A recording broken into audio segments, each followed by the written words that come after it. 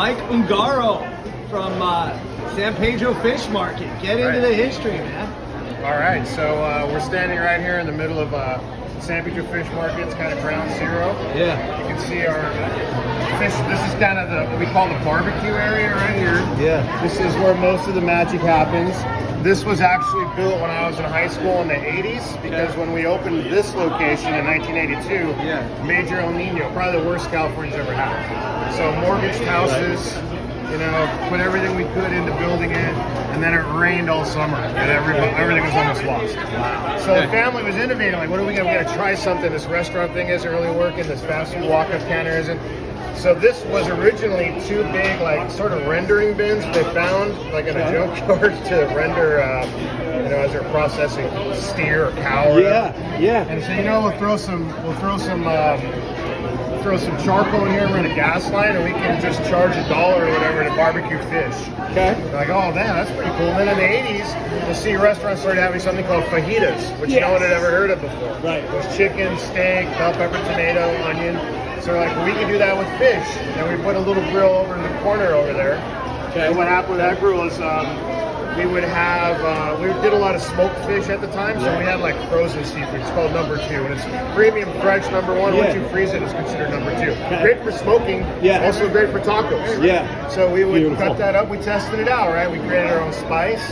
We had the bell pepper, the tomato, the onions. We said, you know what, let's do like we do on the East Coast and throw some red potatoes in there. We had steamers in our crab tanks. Yeah. So we added potatoes, we added our seafood, we added fish, we added shrimp, and we created these plates, and people went crazy for them. Yeah. So then this kitchen here sort of got improved because so many people wanted these trays of fajitas, if you will, that we're like, we started giving them the option to add any seafood they wanted in. So now, today, you know, fast forward from the 80s to 2022, any seafood you buy out of our fresh case, we'll turn it into a tray for you. Bell pepper, tomato, onions, we actually do about 12,000 loaves of garlic bread per week and about 25 to 30,000 tortillas. It's your choice which one. Wow. And they look like these trays you're seeing being made here. These are all customized trays where people pick their own seafood. How many of those trays do you serve every day, would you estimate? Oh my God, you know what? I don't know, but I can tell you that on average right now we're doing close to 200 tons just in shrimp. Per day? Per year. Oh, I was going to say, okay. So you have to do the math, I was like, that by yeah, I was 52, like, right? okay. That's amazing. That's amazing. And we, you know, what we've started to use, people want more choices, so you'll see we started adding corn.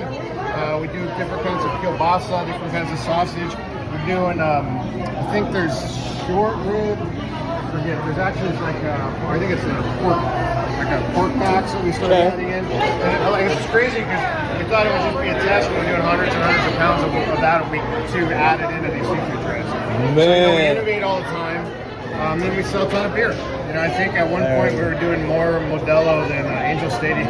Come on. Well, I guess that's not surprising. So open every weekend, so it's not exactly fair. Tell me about this. Is it really the largest restaurant in California? Like, we have between us and Krusty Krab, which we own and operate, and we share a seat. There's about 3,000 seats. So I haven't found another restaurant that large with the line as long as you just saw. Yeah, so it's about an hour to get in. And it's always like that. That I know. That I know. It's longer now than it normally would be because we're still fairly short-handed on labor. Right. So Everybody. we gotta move with what we have without overworking people. But there's a great example of one of these trays right there. Yes. Wow. So what I was thinking we could do, tell me if you have any allergies or what you like.